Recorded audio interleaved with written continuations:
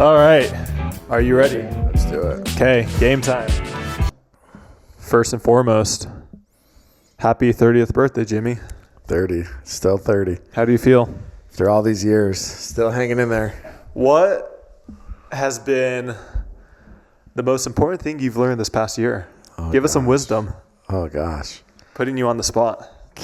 Keep your friends close and your enemies closer. All right. How about that? That's not bad. How about that? I've learned that your eyes move before your head when tracking out balls. Okay. Did you know that? I did know that. I learned that. That's a big deal. That's a big lesson to learn this past year. Yes, that's a huge one. All right, welcome back, everybody, to another episode of King of the Court. We are your hosts, Tyler and Jimmy Miller. Jimmy Miller, the one and only Jimmy Miller, who was indeed in Las Vegas last week. I was. We have been a little bit Viva. sporadic with our releases the past 1 to 2-ish weeks, but now we are back.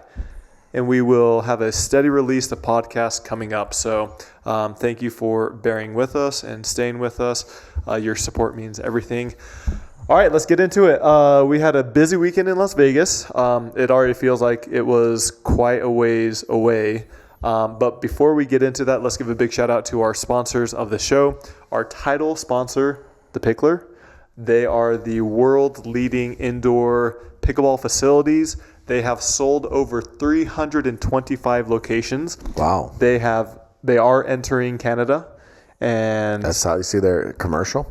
yeah, that was bad. I mean, You loved it. they might be really good at a lot of things. Acting is not one of them, but hey. They all are super proud of it. I think my favorite part about that commercial is that Chris, is he over franchising real estate? Yeah, But he played pro hockey. he played pro hockey. Yeah, He played pro hockey, and he looked so comfortable in that stick with that stick in his hand, and he was just going to light Austin up. yeah. Like, it was pretty funny. You saw him in his element, and Austin was in trouble. Yeah. Go check out that little announcement that the Pickler released. Also, the Pickler took their talents to F1 Austin. They did. COTA, Circuits of the Americas.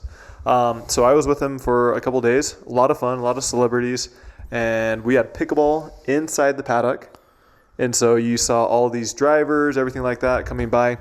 Let's see. And it was a lot of fun. Formula One is no joke. They're serious out there. Also, Do you think it helps with pickleball?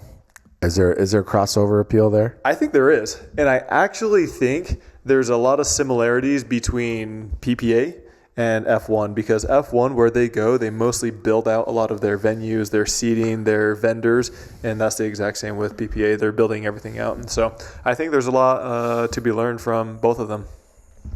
But yeah, if you're interested in franchising, starting your own business, being involved in the pickleball industry, reach out to thepickler.com and tell them that the guys at KOTC sent you. Also, if you're interested in any paddle, any brand, any pickleball item, go check out pickleballcentral.com. They have the largest, widest selection of all things pickleball, and we have a code for you, KOTC1024. Yes. In the month of October. 1024. 1024, and it will save you the most amount of money than any other code out there. Also, we have a code for pretty much everything. If you're buying tickets to an event, code, and it's almost always KOTC. PPA and MLP. PPA and MLP. So if you want to go to an event, a PPA Worlds is coming up. MLP Miami is this week. Use code KOTC, and it's actually a significant discount. Yeah. I think it's 20+%. Are we allowed to say? It might be MAP pricing or whatever they call it. I think we can say, yeah. Anyways, it's a significant discount. Yeah. And it supports us too. So if you don't like saving money, you can still support us. Some people like paying full price. That's okay. Yeah. Last but not least, big shout out to Stack Athletics. They just came out with their new fall kits.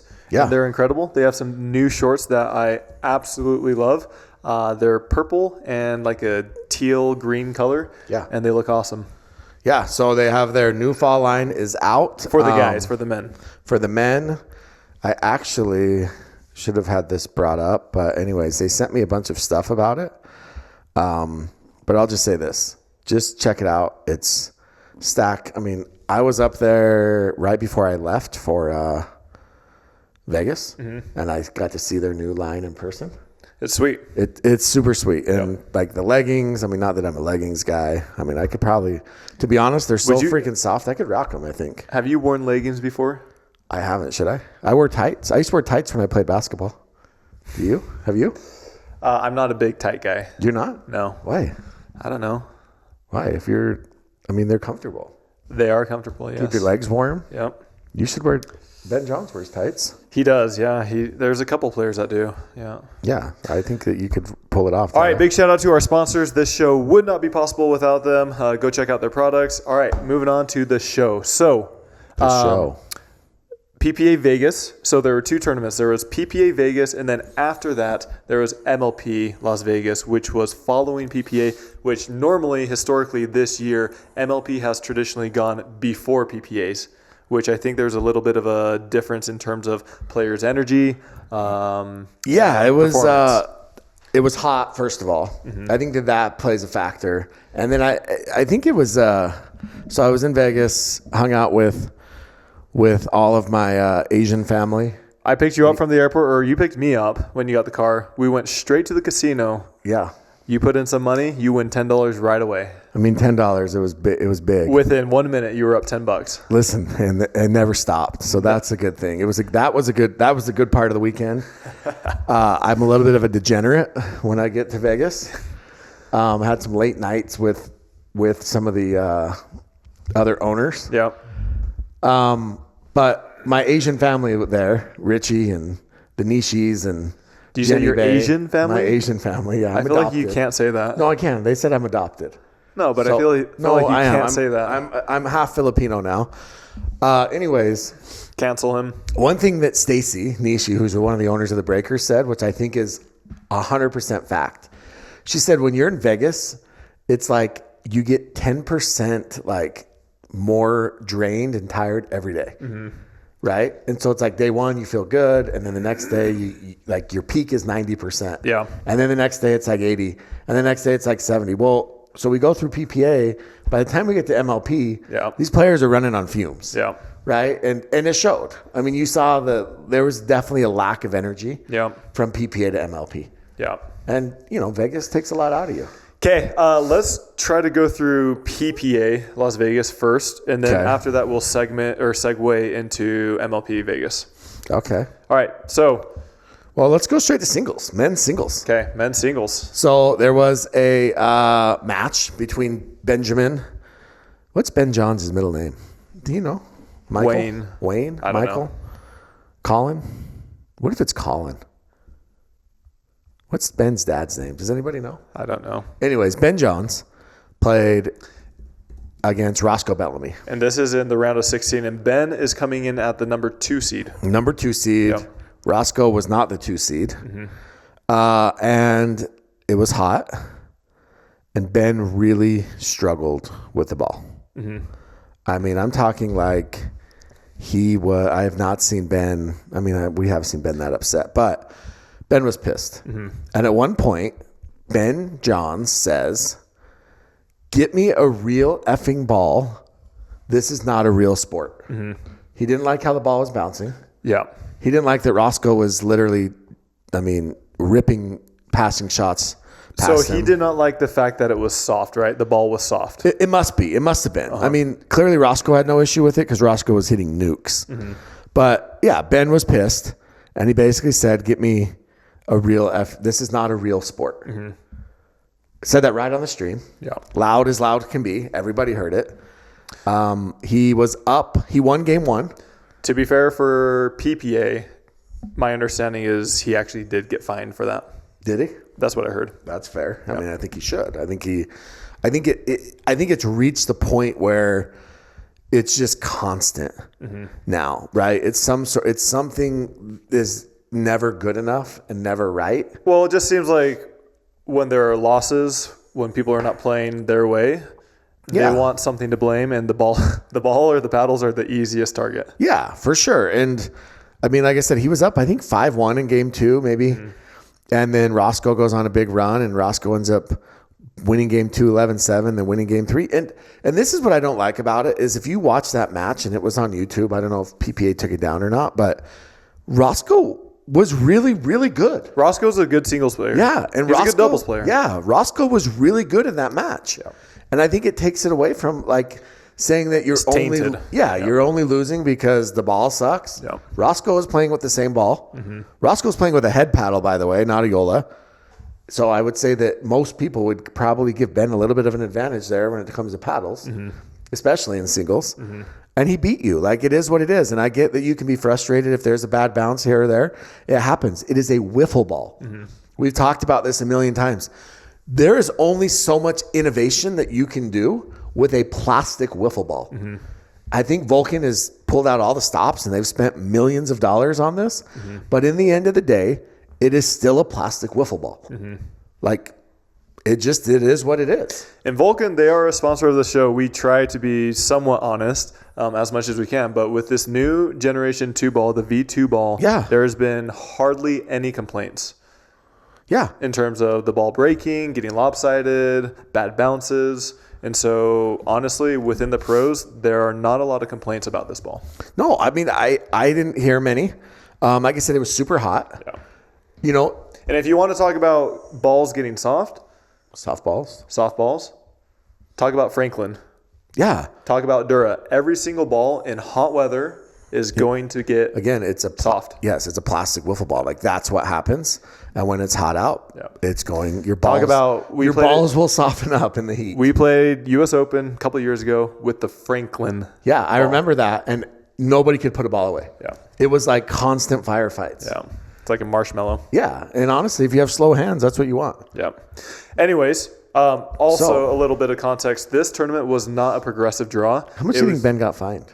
Couple thousand. Really? Yeah. You think he cares? No. Like, what's the number? If you're Ben Johns, you make $2.5 million a year. What's a number where you would? I think $10,000 would start to get a lot lot of frustrated. Bit. Like, that's a lot of Magic the Gathering cards. Exactly. Isn't it? Yes. Yeah, so Ben loses to Roscoe. Yeah. Kwong beats Hunter. Yeah. 12-10, 12-10. There's a new guy, Oliver Frank, who comes through and beats Daniel Jensen. He gets a withdraw from Tyson McGuffin. He beats Rafa Hewitt. Yeah. But then he ends up losing the Moda. Yes. But still not, I mean, good run. Round of 16 is not a bad run. Yeah. Real quick. Yeah. What are your thoughts with these players that are signing up for singles and then pulling out, withdrawing? So there's got to be something. I think that there needs to be some explanation to these players because I don't think the rules are very clear at this point. So what you have happening right now is there's multiple, not just one. There's multiple players that are signing up. They're getting placed in the main draw, taking away other people's spots, and then when it comes time to actually playing, they're withdrawing because they're injured or they don't want to. Or so I think there's some confusion. Okay, I think that these players think because they have buys, they're still going to get the points into the round of 32.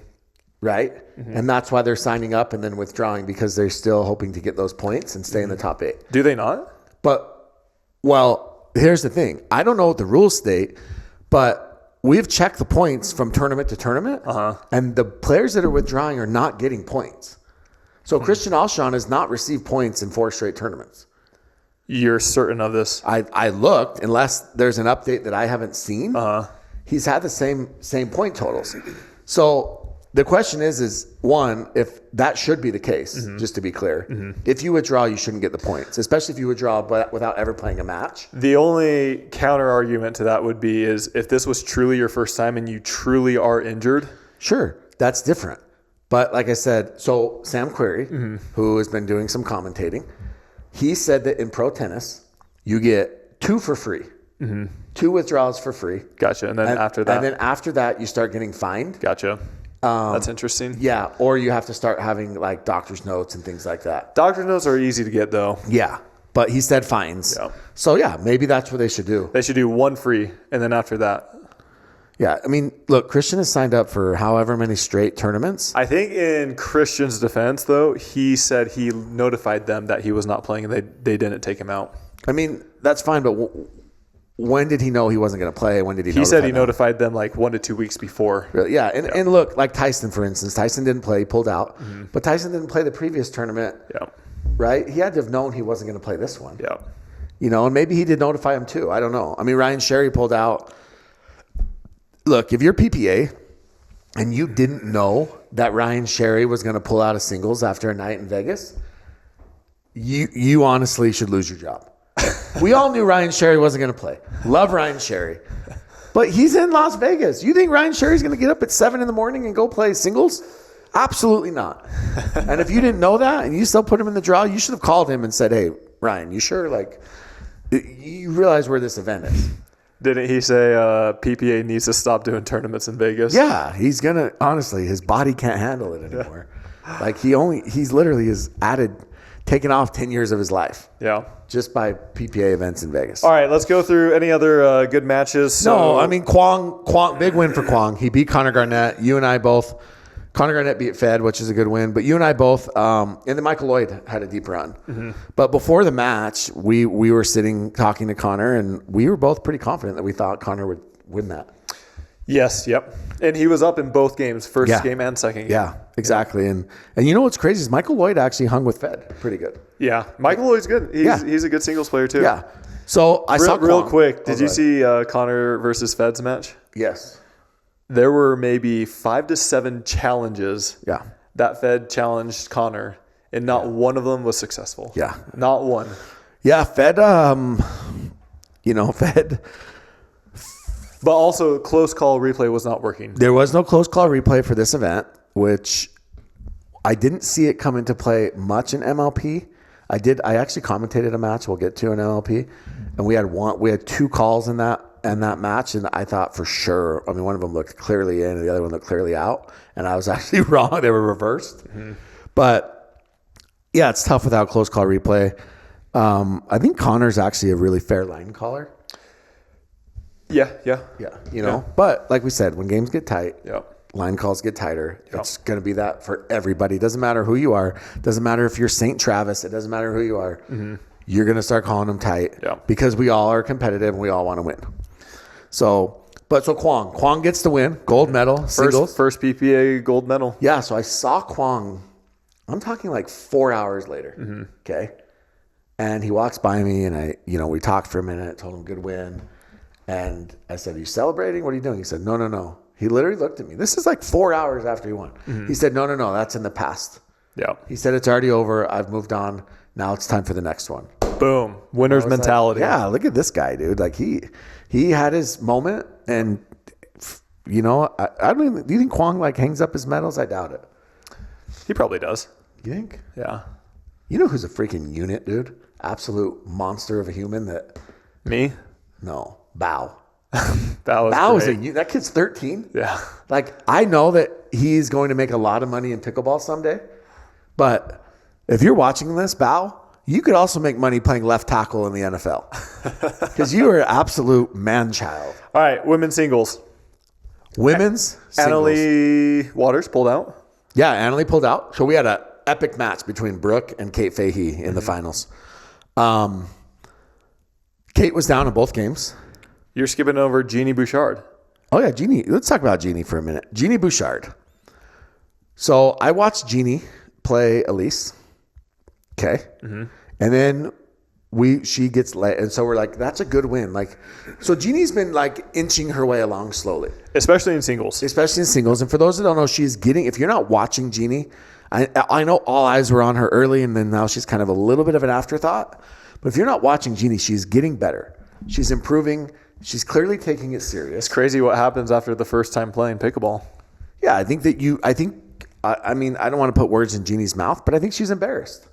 Mm-hmm. I think there's a little bit of embarrassment there. She's still a professional athlete. You don't get to top 5 in the world in women's tennis without being competitive. Yeah. Without wanting to win. So Jeannie ends up playing, she beats Elise. Mm-hmm. And she beats her pretty good, like 8-2, mm-hmm. right? And then she plays Leia, and you're like, well, it's a good round, Jeannie. You got to the round of 16. That's not bad. But Jeannie upsets Leia. Mm-hmm. Not only does she upset her, she beats her 4-8, and was really freaking good. Mm-hmm. So now she gets a little bit of a break because Allison Wu. Do you know who Allison Wu is? I might. So Allison Wu upsets Lacey Schneeman. Uh-huh. And that kind of throws off that bracket. So now she ends up losing to Liz Trueluck. Uh-huh.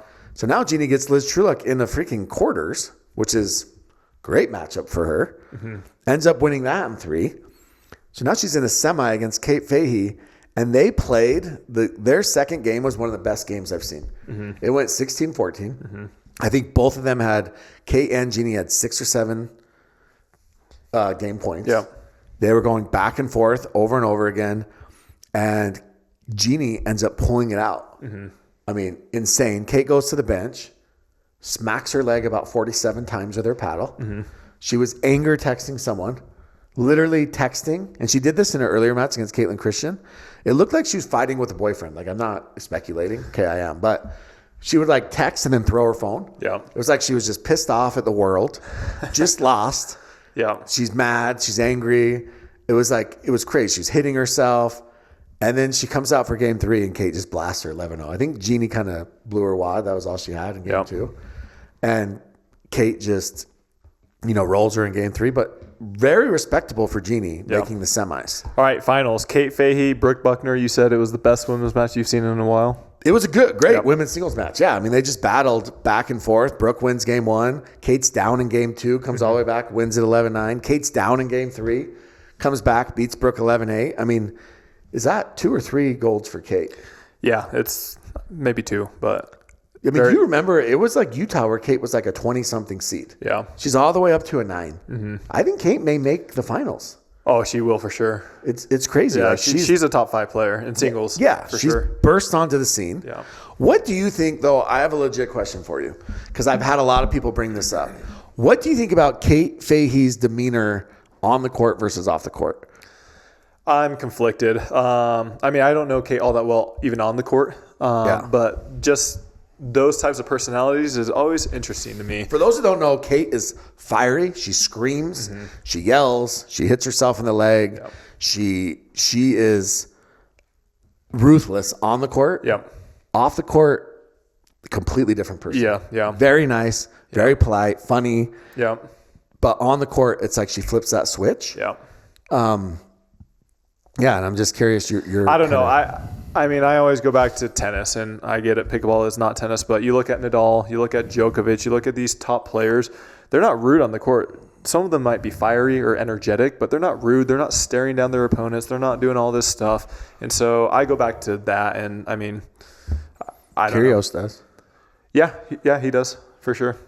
I mean, so there's some. There are some people, yeah, for sure. There are some people, and I mean, you'll always have some people in every sport, but I feel like if you're one way off the court, you should try to emulate that on the court. Yeah, I mean, I feel like that's not authentic. If you're acting one way on the court versus off the court, I feel like that's not authentic. Yeah, I don't fully disagree. Like, I really actually think that villains are good for sports. Yeah, I mean, you love like the Hayden Patrick win where they're talking trash, everything like that. I just think that you should embrace it. If you're going to be a villain, embrace it. Yeah, but what are you embracing if you don't do it off the court? That's what I'm saying. Embrace it off the court too. Embrace exactly. it. Yeah. If you're going to be a villain, be a villain. Exactly. Like, it's okay. Like, there's heroes and villains in all aspects of life. Yeah. Right? And I would agree with that. And make that decision. Are you a hero or a villain? And we need villains. Yeah. Like, it's okay. There's guys that are, we did that podcast with Drew Brees, and we were talking about Julian Arnold, right, who plays for Drew's team, the Mad Drops. And he mentioned that the guy he would compare Julian to the NFL. Sure. And it's kind of a no-name, like not no-name, but if you got to be a hardcore fan, but a guy named C.J. Gardner-Johnson. Mm-hmm. C.J. Gardner-Johnson doesn't shut up. Yeah.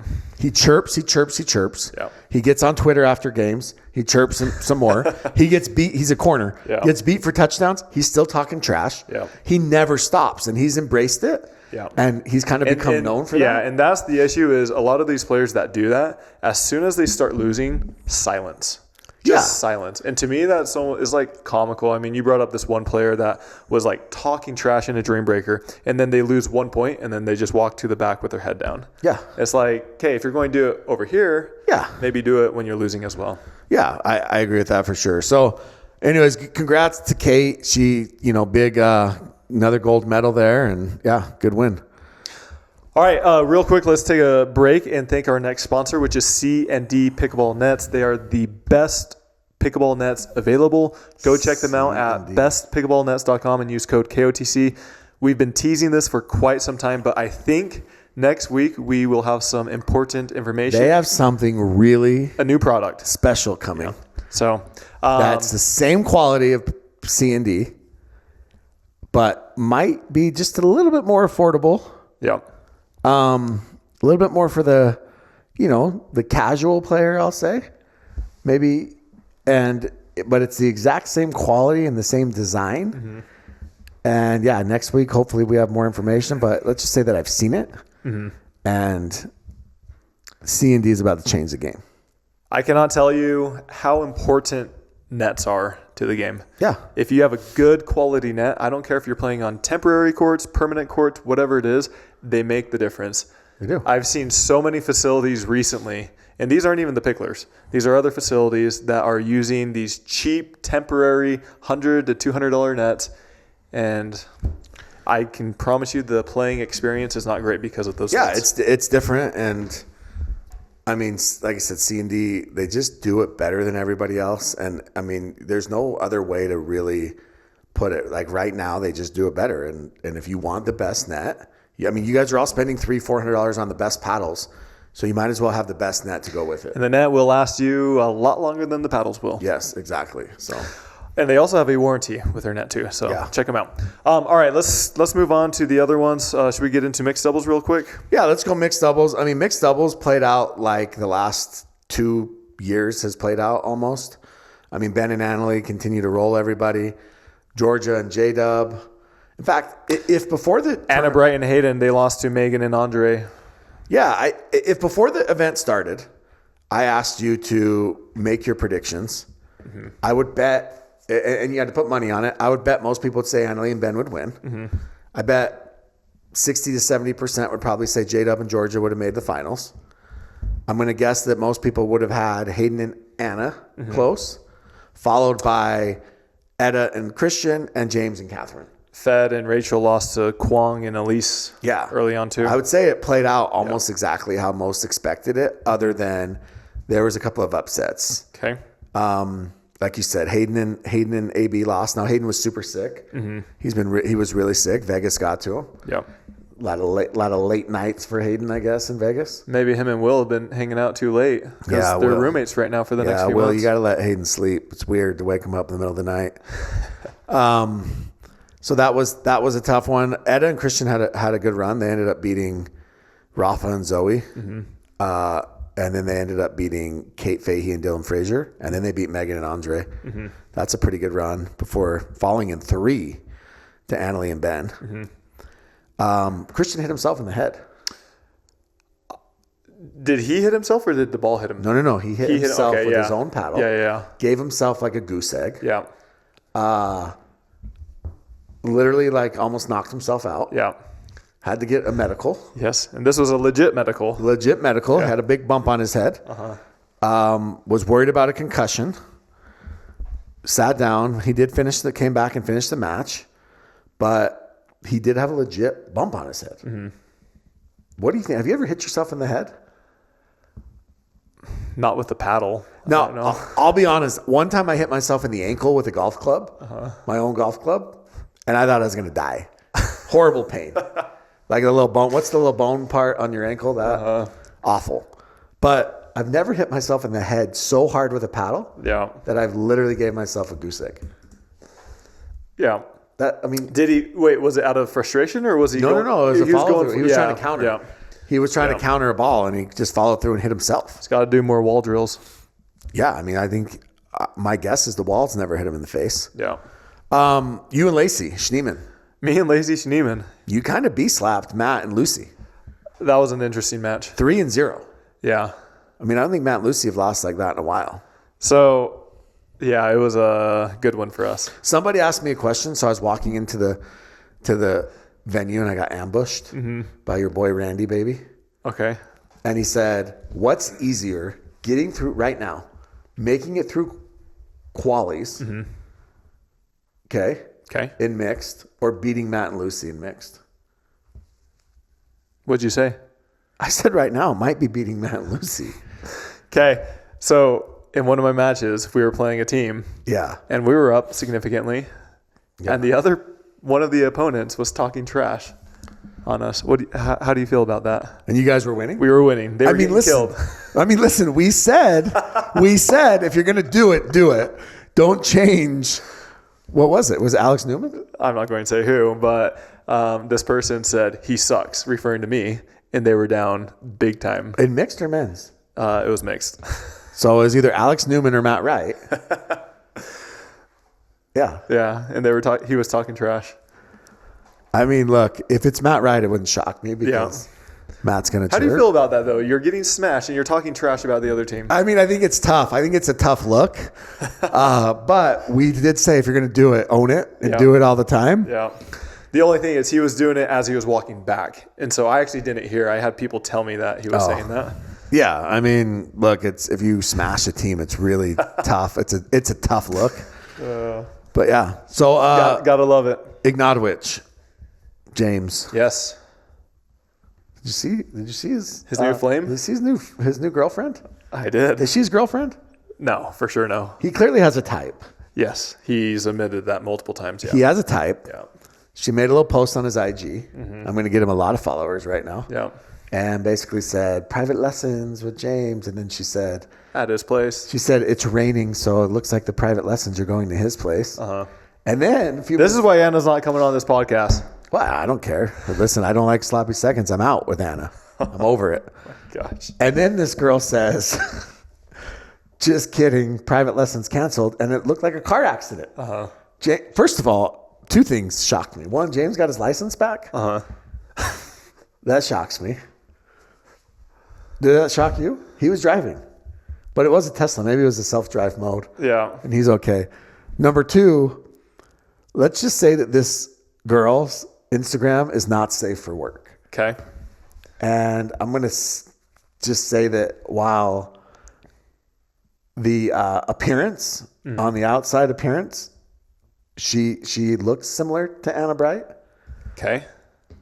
I'm going to say that how do I say this? The content of her Instagram is I'm a not little sure bit if we different. would ever see anything close to that from Anna Bright. Anna needs to go on more vacations. I guess Anna needs to buy some lace. I don't know. But anyways, point is, good for James. You know, he's a pretty good basketball player. Looks like he boxed out, got the rebound, and he's working his way back into the game. And do you think that it's any coincidence that he had his best mix finish since the breakup and he has a new fling? Is this girl a slump buster?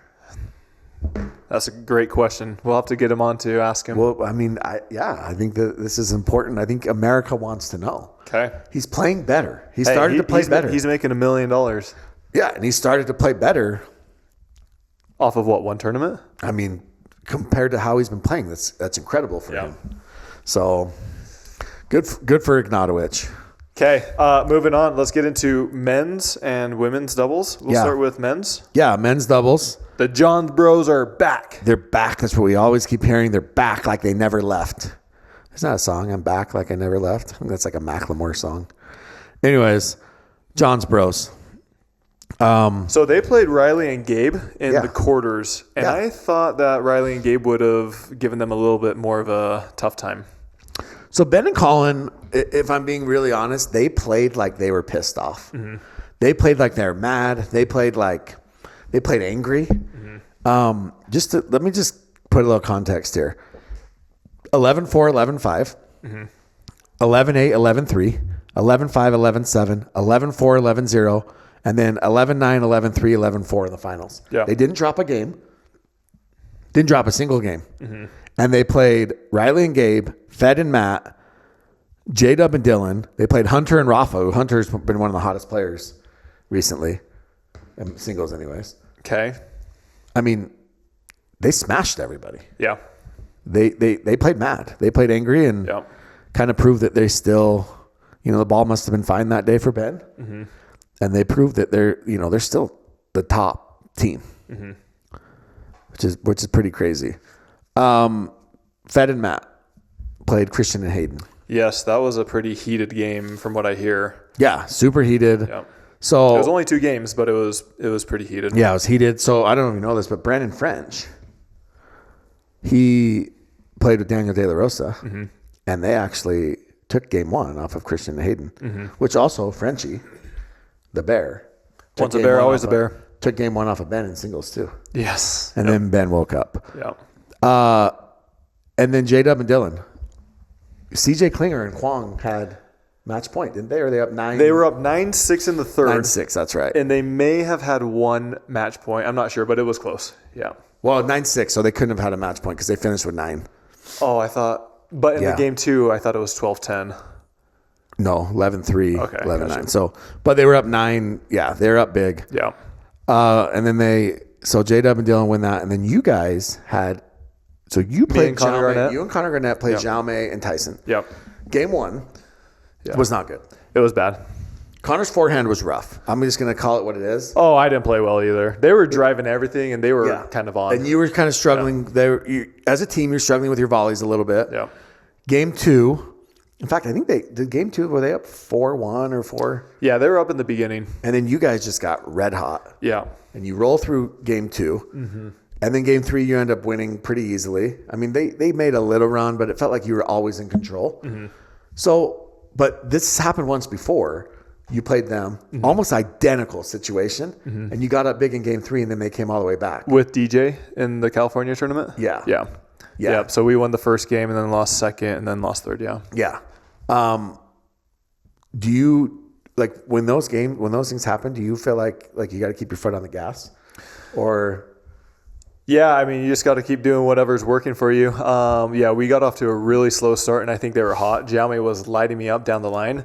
And Jaume, I don't think missed early. Yeah, and then also they were kind of getting a few net courts as well, and so that's always fun. But yeah, I mean, Jaume, I don't know if he started missing more or just stopped going for that down the line shot, and I kind of started reading it a little bit better.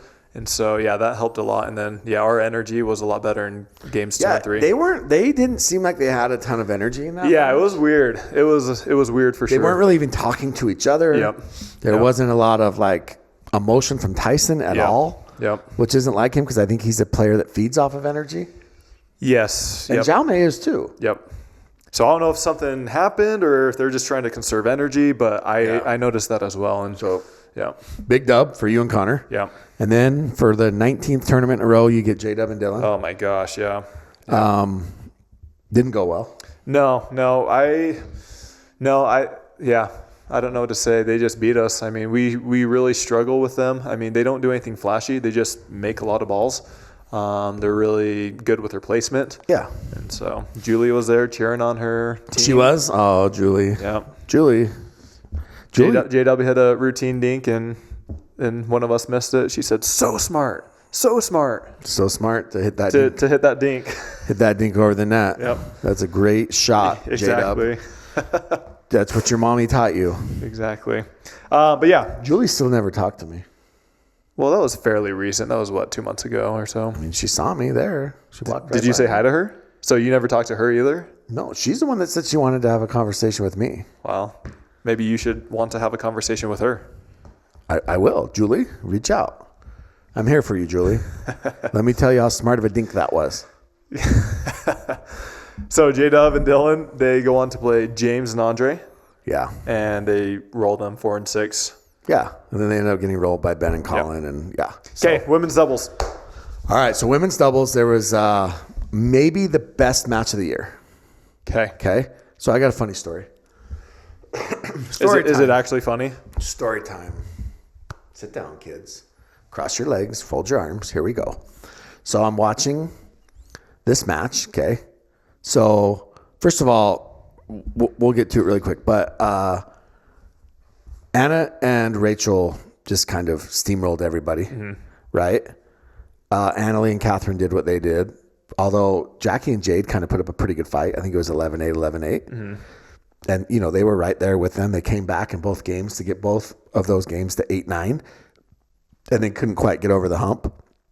But I feel like Jackie and Jade are a good matchup for Annalie and Catherine to a point because they can slow it down and dink with them. Yeah. Where Annalie and Catherine just want to hit the ball through everybody. So, also, Georgia and Mari against Jackie and Jade. It was 10-7. Georgia missed a serve. Is that reputation warranted? Georgia's not clutch. I feel like she's getting that rep. I don't know. Maybe that's not a smart shot, Julie. Anyways, we get to the finals, okay? I'm sitting there watching this match, all right? And I have Hayden with me, and I have Jackie, okay? And we're all watching, and I'm just sitting like this, and somebody comes up behind me, and they start rubbing my shoulders. It was me, huh? Honestly, like, it's not the weirdest thing in the world, you know, like, you know a lot of people at these events, right? Like, someone walks by you, but they're rubbing it for a good 15 seconds, 20 seconds. And you don't turn around at all? Well, I couldn't kind of see. I mean, and honestly, it felt pretty good. So I was just kind of enjoying it, you know, like whoever it was, thanks. I turn around and it's Steven Waters. Okay. Love it.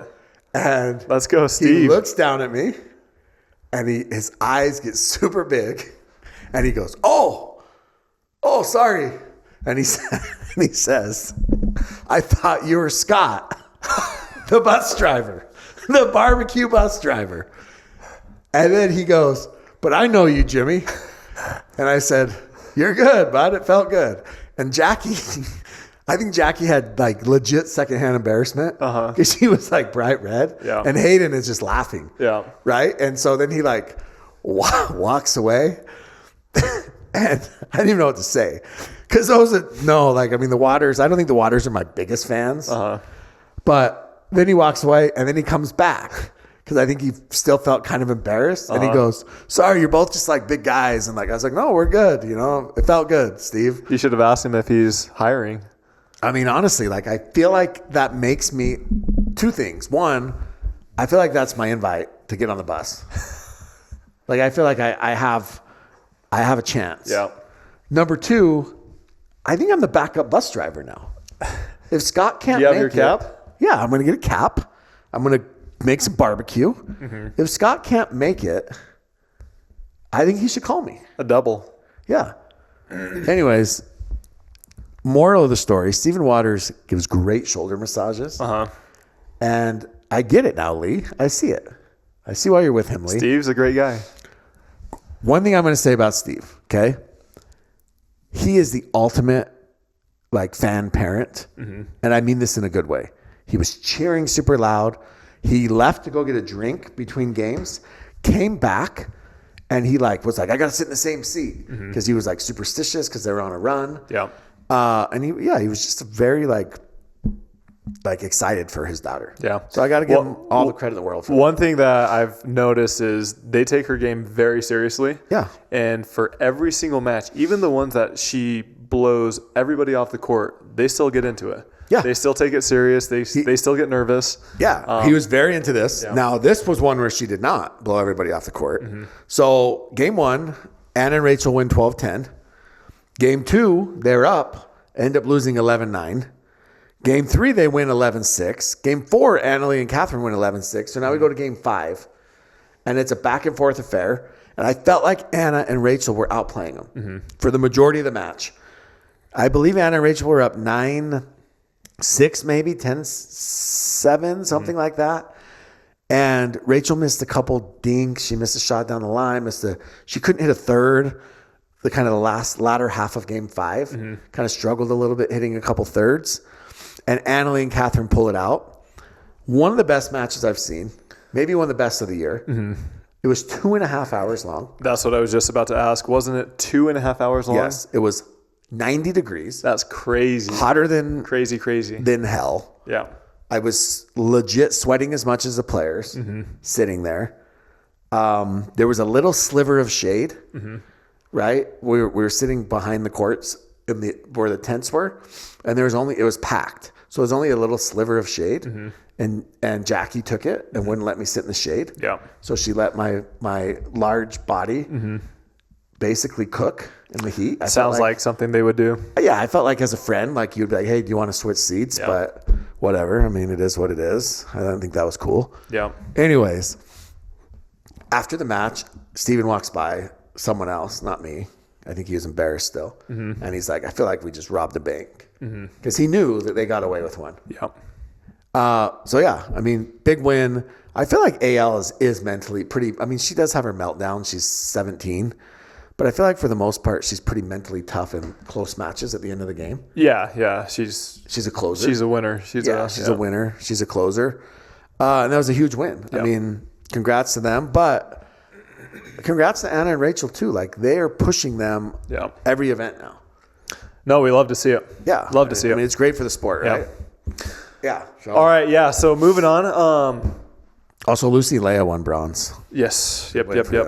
I thought they won pretty easily, right? They did, Two games? Yeah. I watched it. It was not the... Some of the bronze matches were pretty quick this time. Yeah. Normally the bronze matches are pretty close, but this time I don't know what it was, but... It was not the Kawamoto's best performance. Mm-hmm. Big shout out to Vulcan Pickleball. Maybe Vulcan Vegas got to them. Pickleball is the sponsor, the official ball of PPA, MLP, and also KOTC. Yes. Use our code KOTC at vulcansportinggoods.com to get yourself the best price possible. Yeah. And contrary to the Dink's newest article about the Vulcan ball not being good, this new ball, the Vulcan V2, is great. It's a weird article to write, like, after they've changed it. Like, all the comments in this article, you can go read it for yourself, but are, like, about the old ball. Yeah. So, I don't know. It's kind of a weird time to release that, but then again, maybe they're in bed with Ben. Anyways, we appreciate your support, Vulcan. Go check them out. vulcansportinggoods.com. Use code KOTC. Yes. Thank you once again for the support. All right. MLP was the day after PPA. It was at the exact same venue. They didn't really change anything. They kind of left everything there. And one thing to note about this venue is it's in Vegas. Vegas is cool. Well, it's actually pretty hot there. It's hot, but it's a cool place to be. Yes. The stadium court that they use is a really nice tennis stadium court. Yes. And that doesn't necessarily mean it translates to pickleball. It's rounded. Well, not only that, but there's space. There's a lot of space between. Yeah, because it's rounded. So tennis court, obviously, you can fit, 4 pickleball courts on a tennis court. Mm-hmm. And so because the stadium is rounded and they put one pickleball court smack in the middle, the fans are 30, 40 feet away from 40, the court. 50, 60 feet away. 60 feet away from the court. Where pickleball fans and players are used to those people being 10 feet away, 15 feet away. And so I think you lost a lot of that energy, excitement from the points, from the court. And then on the flip side, grandstand court, there was built-in bleachers on other courts, but they chose to use this specific court for grandstand. Yeah, I'm not sure why they did that because those one row of chairs. Those other courts also had more spacing too. Yeah. At the back and on the sides. Yeah, it was weird. And so they used this court, and maybe it was for, I don't know. Anyways, the point is there was like 0 seating on grandstand. Yeah. I mean, people were standing behind the fence. They're like 3 deep. Yeah. Anyways, on TV, it looked like there weren't a lot of people there, but there actually were a lot of people there. They were, just the other direction. Yeah. Exactly. So, by the way, did you see PPA got their forklift stuck, and then they brought in another forklift to get that unstuck, it got stuck too. Oh my gosh! You see, PPA hit 100,000 subscribers on YouTube. That's awesome. Yeah, I thought they'd have more by now. Yeah, they don't really focus on like content; they just repost matches. Me. I don't know who's in charge of that, but I feel like he should be doing a better job. Yeah, get it together, guys. Anyways, congrats on 100K. Maybe someday we'll get there. Like and subscribe. Hit it. All right. MLP. I mean, I've always been very honest about this. Okay. So I'm going to be honest now. We talked about Vegas sucking the life out of you 10% each day. Mm-hmm. MLP lacked energy. Yes. It felt like the players were burned out. Were burned out. It felt like a ghost town because none of the vendors were actually there. They're all tearing down. They're all leaving. The vendors had left. Yeah. There was a Papa John's food truck that you ate at multiple times. Yep. You're a big Papa John's guy. Yep. But other than that, literally it just felt like it was missing something. Yeah. And now maybe some of that was because some of the team or many of the teams knew if they were making the playoffs or not. Yeah. And so if you weren't even in contention, maybe some of the players felt deflated.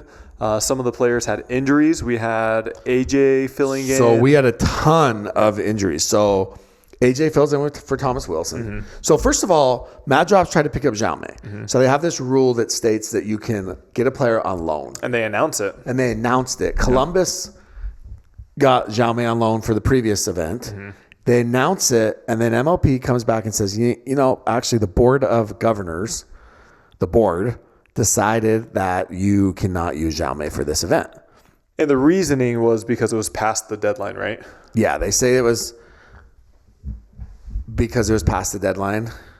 But also, someone said that Jaume had already fulfilled his events. Yeah. And so he wasn't like too keen on staying and playing as well. But anyways, it was kind of an interesting situation. I mean, I don't know how I feel about the loans. I feel like maybe if you use a player once, then they're done. But to have Jaume essentially affect multiple matches, right? Playing for Columbus and then playing for LA and then playing for somebody else. And now the way the rules are written, LA didn't do anything wrong. But I think that does need to change. Yeah. And the reality is if you guys like Jaume that much, then Atlanta should do Jaume a solid and trade him to Premier or just make Premier, I guess. Yeah. They wouldn't do that, especially if they are making Premier. Yeah, exactly. And they're in contention, right? Yeah. So it was just kind of an interesting situation. So the big thing with MLP is St. Louis continued their dominance. I believe they went 5-0. They are the number one team. Standings right now, they're kind of just rolling. They won 14 out of the 15 possible points. The second thing, Arizona. Arizona went 4-1. Yeah, so they made a trade for Jesse Irvin. Yeah. For Caitlin Christian. Yep. And they came out like a new team. Yeah. Came out like a new team. Ended up going 4-1. Jesse was a great addition for them. Now, their schedule wasn't super tough. I mean, they had you guys, no offense. Hey, come on. They had Columbus. They had the Mad Drops with AJ. And I believe they played, I can't remember the other team they played. Anyways, but good run for them. One of their players, I won't say who, mentioned that they were not planning on making the playoffs. Mad Drops or Drive.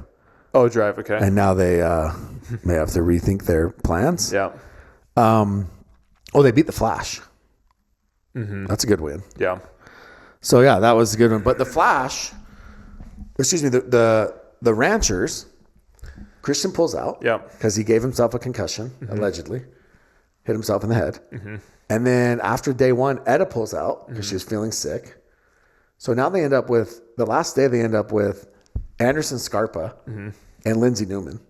We have AJ Kohler. Didn't you drop Anderson? Yeah, well, last year. Yeah. Night Owls dropped him this year. Big mistake. Jim Klaus says. Pissed about that. Yeah.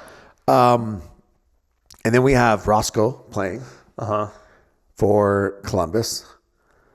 Just a lot of subs. Oh, do you see Anderson get trolled by all those people because he challenged the paddle? Yeah, he challenged the paddle at 9-9. In the third. And all those people were pissed at him, yeah. So we'll go through a couple just quick. So I called a match, commentated. I walked in, Tyler, true story. It was Sunday. Was it Sunday? Yeah. I walked in on, no, not Sunday, Wednesday, because of course we did it during the week. I walked in on Wednesday and I literally walked through the gates and someone grabbed me and they said, hey, we don't have a commentator for this. Drew Felios is by himself. Can you go commentate? I was like, sure. So I walk over. It's on Pickleball TV. Maybe it's on Tennis Channel. I don't know. One of those. I've never met Drew, but I've always been a big fan. I've mentioned on this show that MLP Season 1, Drew brought crazy energy. Yeah. And I think that he's one of the best. Yeah. So I sit down, and I'm not kidding. This is not exaggerated. So for those of you that want to bag on announcers, Drew has a stack of index cards that he has notes on every single player. Yeah. And he researches, and he knows everything about every player. And I know that Mish is very similar because Mish has sent me messages before. We've talked, and she's been like, hey, I've got this match coming up. Can you help me? Do you know anything about this? I mean, these announcers they don't just show up. Yeah. They do a lot of research on this. So Drew, first of all, he told me he loves the pod. Right? Yeah. Big fan. Dude's a pro. Yeah, he's I great. was nervous. I don't get nervous. Yeah. I was nervous, Tyler. No, he's cool. I like him a lot. Yeah. Yeah. And yeah, we got to call the shock and flash, which is probably the match of the weekend. I have not heard the replay of it, but a lot of people were complimenting you and saying that you guys did a great job. So, Well, I mean, he makes it easy. Like literally, you just don't be stupid. yeah. He makes it easy. Like he's a pro's pro. He sets you up. He literally tees stuff up for you. I mean, the dude's a stud. And so we do need more Drew Felios in pickleball. But he said something to me that I thought was interesting. Mm-hmm. So he was out of the game for a while, out of pickleball, as you know. And he does a lot of college stuff. So he said that he was actually calling, I think it was last year, maybe a year before, a year and a half ago. He was doing a BYU basketball game. And he was interviewing Mark Pope. And he said that before the game, you interview the coaches for a few minutes to find out about their team. And Mark Pope was BYU's former coach. He's now at Kentucky. And he said that he caught himself talking to Mark Pope the entire time about pickleball and about you and Megan Dazan and Spencer Smith and all these BYU players and how they've transitioned to pro pickleball. Yeah. And he's like, and I realized in that moment that I miss it. I miss pickleball. And he's like, I'm here, supposed to be doing a basketball game. And all I'm talking to this guy about is these pro pickleball players that I know that went to BYU. Yeah. So anyways, it was awesome. Drew's a stud. Like honestly, it was a cool moment. It was fun. Yeah. Drew's awesome. I think we will try to get him on the pod in person. We should. Yeah. Yeah, we should. He actually, throw some prayers up for Drew, Travis, Tina, Emmerich's for the little hurricane. They're kind of all right in the middle of that. So hopefully things are okay for those guys. But I know Drew had some flooding and things to deal with. Yeah. So, yeah. All right. Any other highlights from MLP, or what are your thoughts moving forward? So, I mean, the Black Bears, Tyler.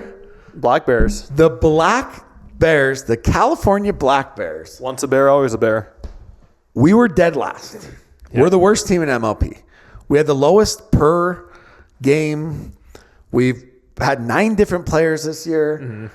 We've not had a great year. Okay. We show up to Vegas, and there's 3 playoff teams in front of us. And we end up making a trade for Lena. So we go into this with Chris Hayworth, Amanda Hendry, Lena, and Brandon French. And the Bears beat SoCal, who's in first place. Beat them. We lose men's, and then we run off 3 in a row. Beat them handily. Did you say anything to Jilly afterwards? Well, SoCal is not Jill, but then we play Bay Area. Gotcha. Yeah. We play Bay Area, and we play Jill. Now, this is wild. I don't know if you know this. I was there for the But Dream the Breaker. Bears have not lost to Bay Area. We have smacked Bay Area every time we play them. Okay. We have 3 wins this year. We have 7 total if you count Dream Breaker wins, but 3 regular season wins.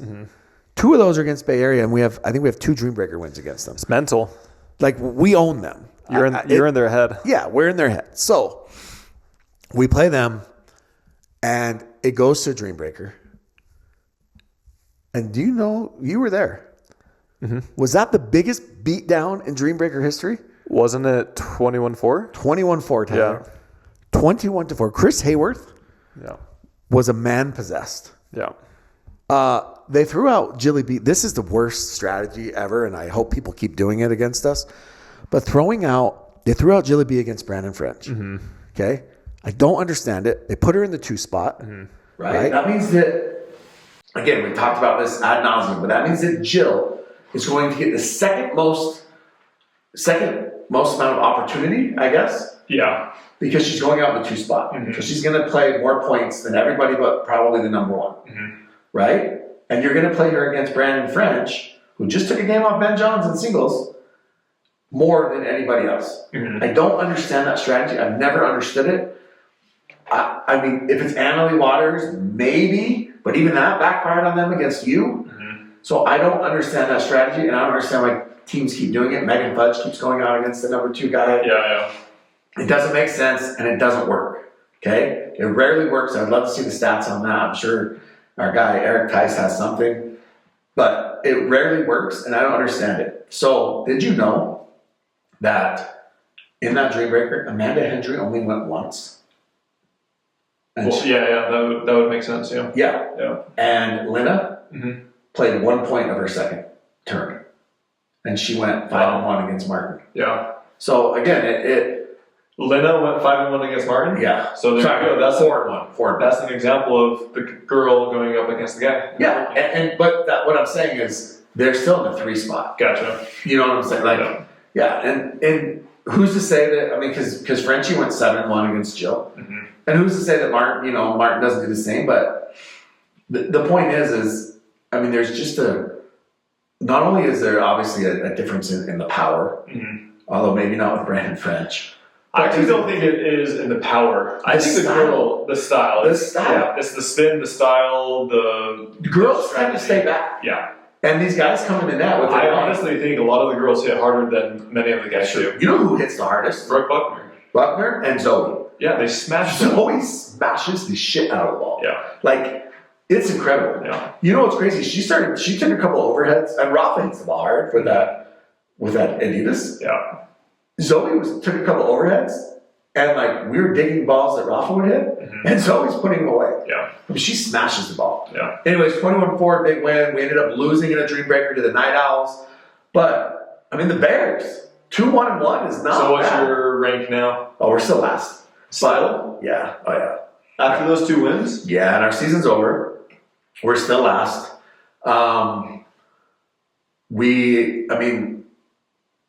It wasn't great, but here's a very interesting stat that Eric Lang posted, okay? Number 1 team in percentage of points won, okay, is Atlanta at 50.5. Yeah, and the losing team was like at 49. 49 something, yeah. That shows you the margin is so thin. Yeah. And we're the last team, and we're at 49.05. Mm-hmm. So, anyways, good job by the Bears. Las Vegas goes undefeated in Vegas. Mm-hmm. And their home court. And they end up jumping all the way to the 4th spot. The Breakers fall, and they're in big trouble now because their season is over. And essentially, the Brooklyn Aces have to get 4 points in their last 5 matches. Gotcha. Which I think they can do. Yeah. To jump into So MLP Miami is this week. Yes. So there should be a lot of competitive matches there. Yeah. All right, anything else with MLP? No, I mean, MLP. We were 1 point away from winning a match. Against Carolina. Yeah. I don't think Jeannie was bad, by the way. 1 point away. The only thing I want to say about Jeannie Bouchard, I think that she was fine. Mm-hmm. I actually think she could probably play challenger right now. But did you guys run out of money? For what? I'm pretty sure that the shirt she was wearing, Connor Pardo got out of his wife's closet from one of the University of Utah blackout games and gave it to Jeannie. It literally was the exact same font, had Utah across the front. Yeah. I mean, I've seen those. Yeah. You can buy them at like the Utah fan store. Yeah. You can buy them at Shields here. And that's what Jeannie was wearing. We're on a tight budget.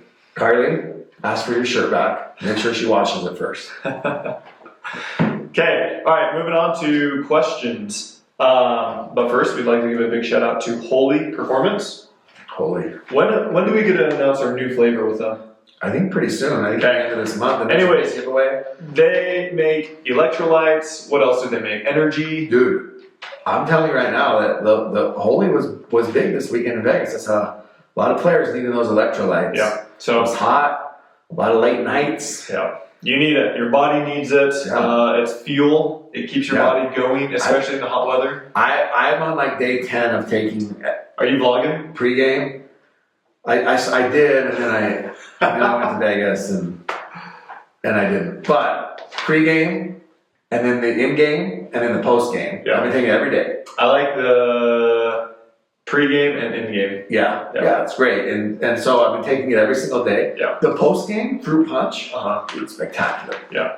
So Everyone uses it. Go check them out at holyperformance.com and use code KOTC to save yourself the most amount of money. And it supports us and gets yourself a great product. All right, moving on to questions. All right, you ready? Yeah. Okay, let's knock these out. Oh, your birthday is the same birthday as Alex Lahoon. Yeah. Alex. You guys are buddies. You know who else's birthday is today? Who's? Someone else that looks very similar to me. Scott? Kim Kardashian. Very much similar to you, yeah. Kim K. Kim K and I share a How old is she? I think we're like close to the same age. No way. She's... I don't know. Maybe. Okay. MLP on his deathbed. Few viewers, few fans. Number one player in the world is a disappointment. The number one player in the world, we've talked about ad nauseum. Number two, Go ahead. We've been through this a little bit, but MLP was put together very late. The deal was not done. It was not ratified until later. They've had to kind of piece this together.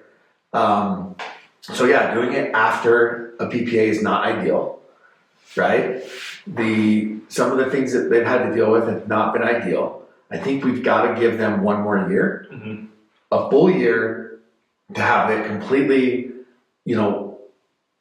completely come together before we make past judgments on it. Someone in the Discord raised a very interesting point, and I think it is very valid. They said a lot of people's vision of what MLP should be is different than one another's.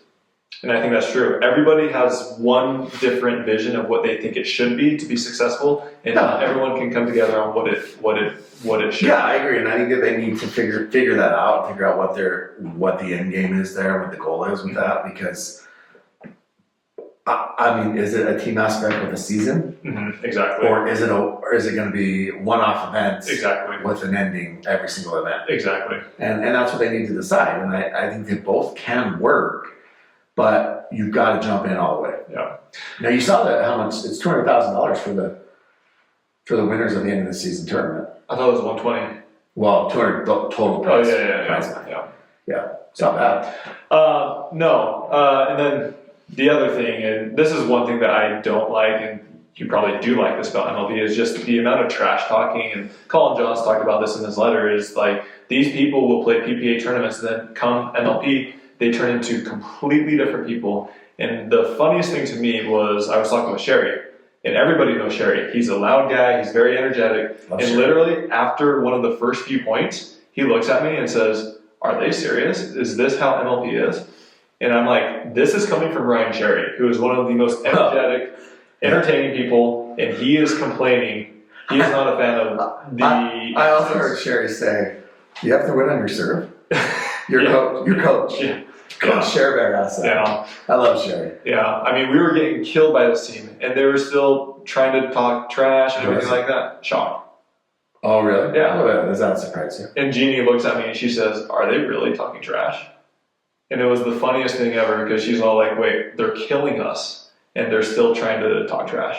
Yeah, I mean, I think the shock definitely are that team that we talked about, that they need that. They have to, Yeah, but once again, when also, who are those freaking fanboys for the shock that I don't even know who they are? Yeah. There was those 3 or 4 dudes. I saw them, but I don't know who they are. That they thought that they were funny, and they were chirping, and I didn't hear them say one funny thing the whole time. Yeah. Like, it almost looked like they were like shock groupies. Uh-huh. And I don't know, I don't think they're like members of the Chaffetz family or anything, but like that ball that Gabe hit that went through your legs. Yeah. And then you got hit. He's like, "Chuck the ball for hair," and they laughed like that was the funniest thing they'd ever heard. Yeah.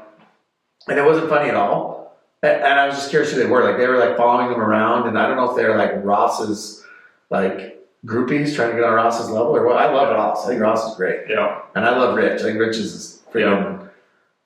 All right. Yeah, but those 3 dudes were freaking. They were like literally ass clowns. Like they were like the hype guys, but worse, which is really hard to do. Yeah.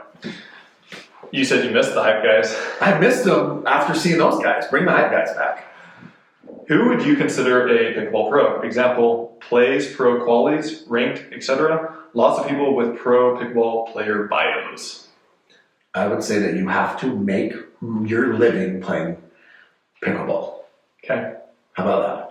That's my qualification, because anyone can sign up for pro. Does that include teaching camps? Sure. If you make your living playing pro pickleball. Well, there's a lot of people who play or who teach camps that are not pros. Yeah, but they're still teaching. I mean, there's golf pro. There's pro golfers that don't play on the PGA Tour. Yeah, but they're not golf pros. They are. They're called teaching pros. Teaching pros. Yeah. Yeah. But to be a touring pro, yeah, I think that you've got to freaking make prize money. I mean, it's weird because, there's a lot of people. I mean, Look, we all start somewhere. I mean, Kate Fakey was playing 3-5 events a year and a half ago, right? Mm-hmm. So we do all start somewhere, but there is a lot of people that claim to be pros and they're not pros. Played tough at MLP Las Vegas. What tweaks required to win more matches? So I'm pretty happy with how I played in MLP. PPA was very happy with how I played for the most part. Just closing out those last few points, we had a couple matches where we were up towards the end, especially against Arizona Drive. I think we had maybe 3 match points. Just got to close out those last few points. Yeah, I mean, and that all things considered, I mean, Jeannie's first time playing MLP, you know, it's MLP is a team sport. It is. It's a team sport. Yeah. Will Tyler ever have a third shot topspin drop? So funny you ask. There was a time maybe 6, 8, 10 months ago where I was working on it, and I still actually can do it. I just don't do it as the backhand slice. I prefer the backhand slice. Yeah, I'm more accurate with that. More comfortable. It's fair. What's the best advice you can give someone that's going through qualifiers in PPA? Don't put that you're a pro in your bio. Make sure you have a lot of money. No. Yeah, I think that survive and advance is a big thing. Like, it's a grind, don't you think? Yeah. I mean, going through qualies is a grind, and you're going to play some really talented people. Yeah. And so, the one thing is I would try and find, like, you know who you're going to play the night before. Mm-hmm. I mean, try and find film on them. Yeah, I was just going off that. I would try to be friendly with a lot of other players and pros. That way you can be friends with them. You can hit with them. They can call you up. They need partners. But yeah, I mean, just give it your all. Go for it. Did you see Coach Liz's post? Who? Oh, no, I did not. I did not. What did it Sounds say? like she got into a little tiffle over the weekend at the Flying Pickle. With who? I don't know, but she said something about she's a bad mom and like F this and all that. She's like, she went off. And so it sounds like she maybe got into it with someone. Uh-huh. I do know that she played Amanda Hendry, but Amanda Hendry's the nicest person ever. So just to be clear, if it was Amanda, you're in the wrong, just saying. But if it wasn't, I want to know the story. Will you guys have a code for PPA finals in December? Yes. Yes. Why isn't the PPA signing Hayworth and Fakey? So Fahey took a buyout. So to my understanding, she actually re-signed with PPA just recently. Oh, okay. Is what I heard. Yeah. Hayworth wants to. I think that Hayworth is probably that's probably in the works. I did see that he just signed up to play finals. Mm-hmm. So it would not surprise me if we saw Hayworth sign. Hayworth went 5-1 in MLP, by the way.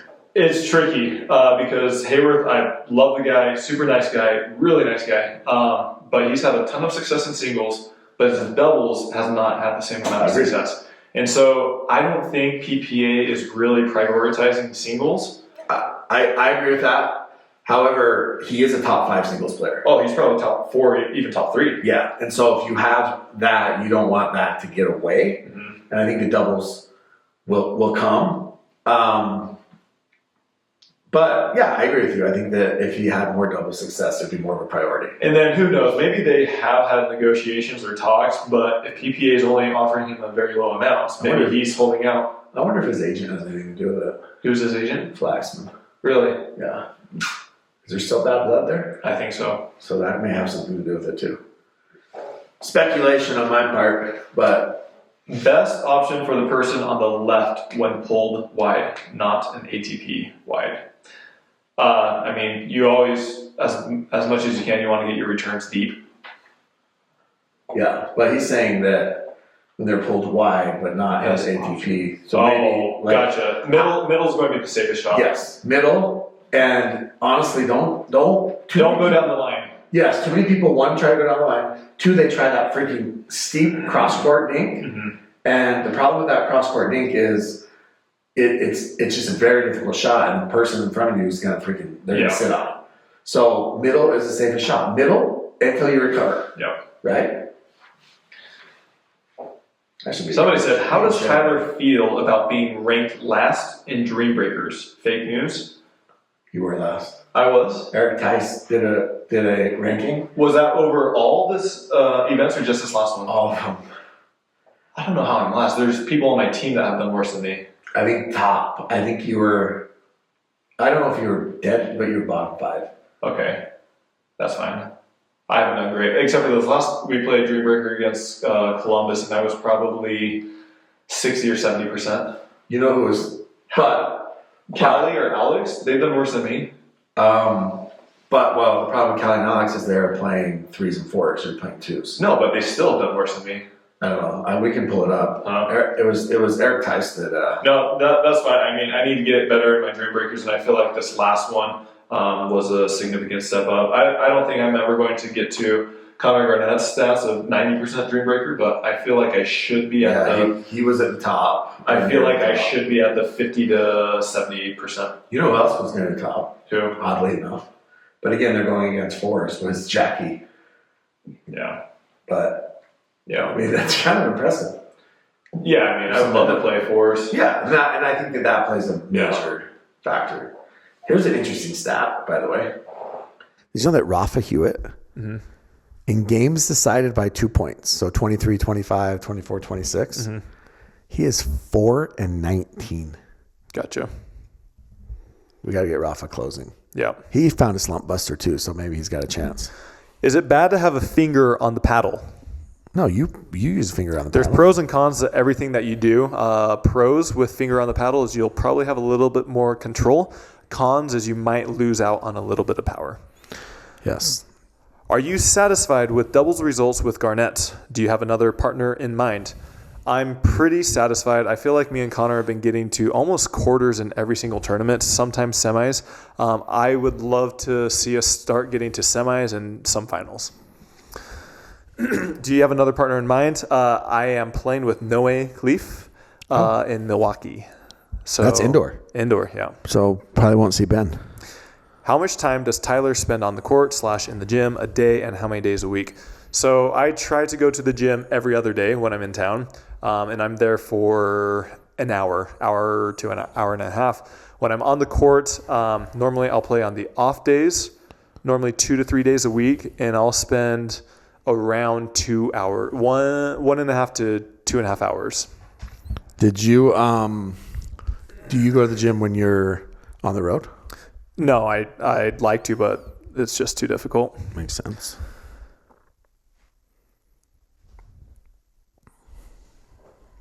Why doesn't every female pro play with a Yola? It clearly makes a huge difference. You answered your own question. Did they not? But, well, he's saying why doesn't? Oh, why don't they? I Yeah. say why does. No. Well, I mean, money is a big thing, right? If you're, I think that's a good question. Would you rather get paid $100,000 and play with an inferior paddle, okay, or get paid $20,000 to play with a Yola? There's a lot more factors that go into it. Yeah. Are you already under contract with PPA? What does that look like? Who are your partners? For sure.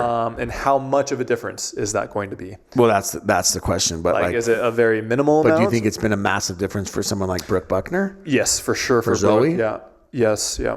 I think singles, it makes a big difference. Singles, it makes a huge difference in my opinion. And then on the counters, it makes a big difference in doubles. Okay, so two quick funny stories.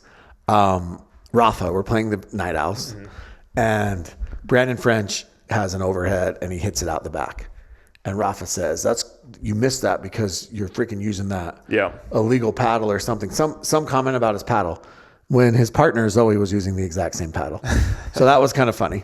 Second thing, we're playing them, and so grandstand court is tiny. We've talked about this. So there's one row of chairs, and then there's a fence, and then there's like a walkway, and then bathrooms and stuff. So there's this group of people on the walkway, Tyler. They're not even on the court. They're not even inside the fence. They're on the walkway, okay? And they're talking. I mean, it's a free country. And Zoe misses a return and goes over to Chris Patrick and says something. Chris Patrick yells across the court to me and Richie and asks us to ask the people on the walkway behind the court, it's not even in the fence, to be quiet during the point. Hey, this is pickleball, not tennis. That's the most ridiculous thing I've ever heard. Like, Richie and I looked at each other like, is he being serious? We just laughed. So you did not ask them to leave. Absolutely not. Have your conversation. You're not even on the court. Yeah. You're not even in the fence. Yeah.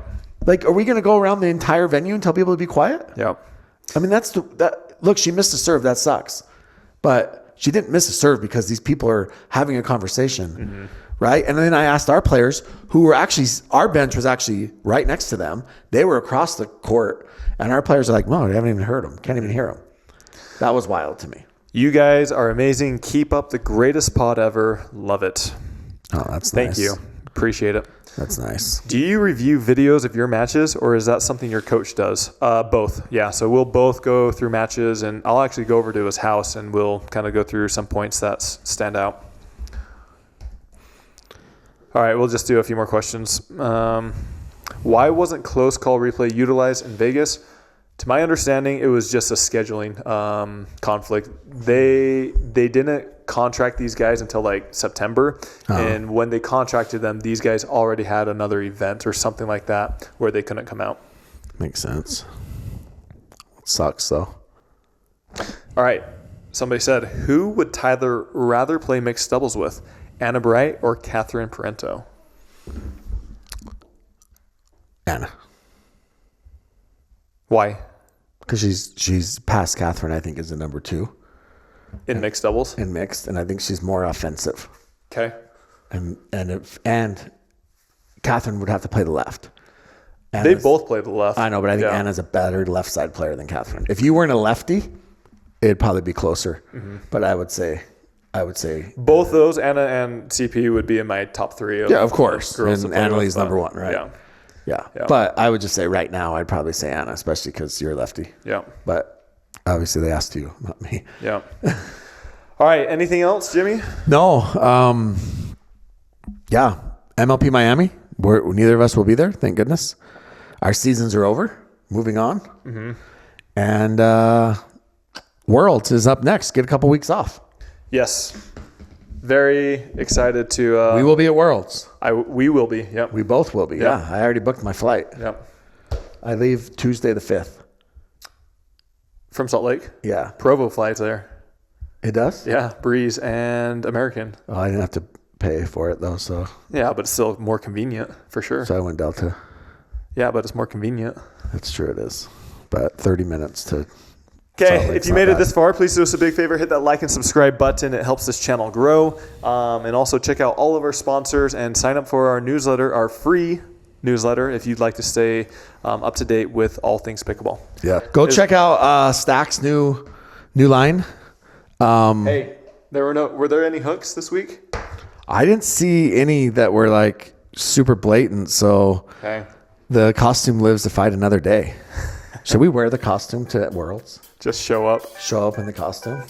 Yeah, we should.